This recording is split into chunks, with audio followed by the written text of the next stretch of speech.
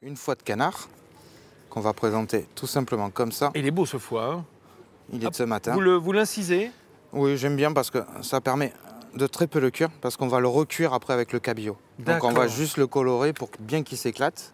Donc dans là, la poêle. On a un sautoir et en même temps qu'on laisse chauffer et le foie de lotte. On va préparer notre foie de lotte. Alors le foie de lotte, on le voit souvent en boîte un peu fumé à l'huile pour faire des petites tartines, mais je ne l'avais jamais vu entier comme ça.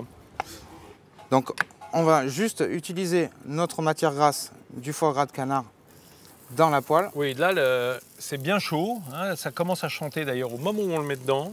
Voilà, et quand le foie gras de canard va nous donner sa matière grasse, on va commencer à poêler notre foie de lotte qui cuit très très vite lui par contre. Oui, il n'est pas gras du tout. Voilà, en fait, bizarrement il est très moelleux et ça va devenir très sec si on le surcuit.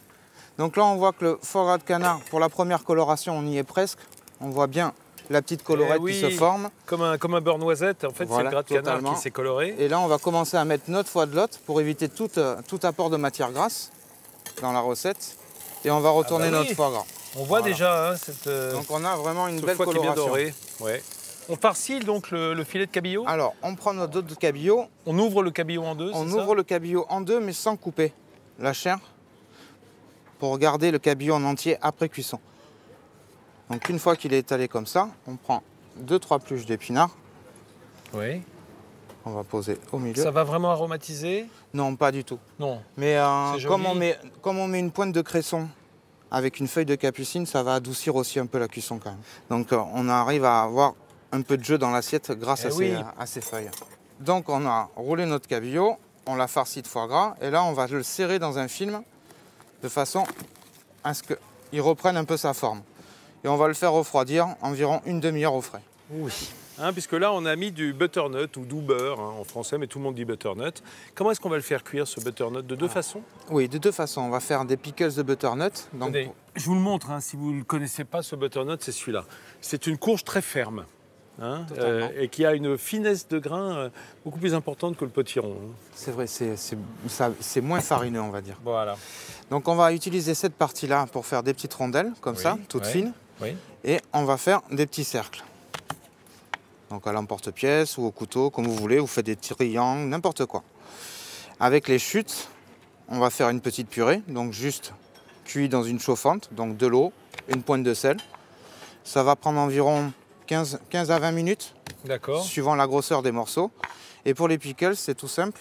On va juste renverser de l'orange dans la casserole, du vinaigre blanc, une pointe de sucre. Ah oui, en plus de l'orange.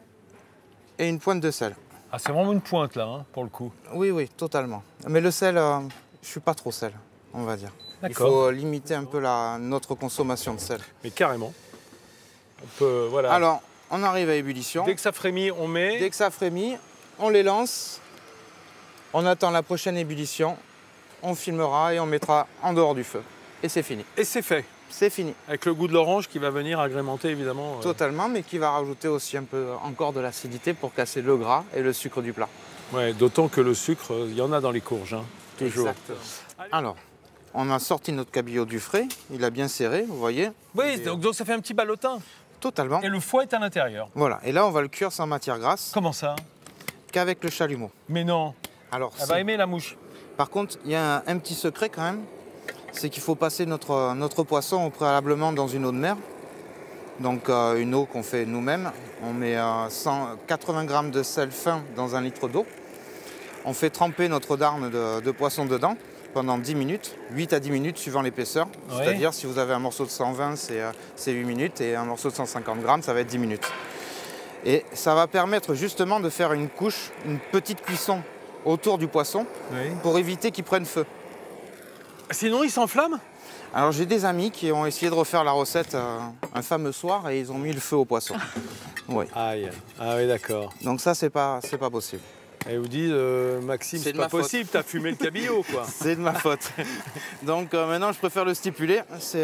Vaut mieux le passer dans une eau de mer. Plus généralement, si nos amis n'ont pas de chalumeau à la maison, qui ne sont pas ou bricoleurs ou qui ne font pas de soudure, est-ce qu'on peut le cuire à la poêle? Alors, moi, je vous le déconseille. Je le mettrai plus dans un four ventilé, 185 degrés. Et par rapport à l'épaisseur visuelle que vous voyez, c'est un morceau de 140 grammes. Je le mettrai 5 minutes maxi. Est-ce que je peux avoir cette magnifique assiette? On rappelle, c'est quoi ça, hein? C'est la feuille de capucine. Ça, c'est la feuille de capucine. La fleur. La fleur, les pousses d'épinards, la butternut, le pickles de butternut, le foie de lotte et le cabillaud au foie gras au sulfure. Et voilà, et notre petit maquis en quelque Petite sorte. saute du Périgueux et une écume cèpe. Alors, vous avez commencé par quoi, Hugo? Le poisson. D'accord. La finesse, la fraîcheur. Il y a le côté, effectivement, le travail au chalumeau qu'on sent bien, qui apporte un truc en plus. Vraiment, c'est sympa. Donc le foie. Hop. Et on mange les deux en même temps, vraiment. Ah oui, faut tout mélanger. Ouais. C'est juste parfait. Les mots me manquent. Et la capucine, on peut manger la capucine. Ah, tout est C'est vivement conseillé. Ouais.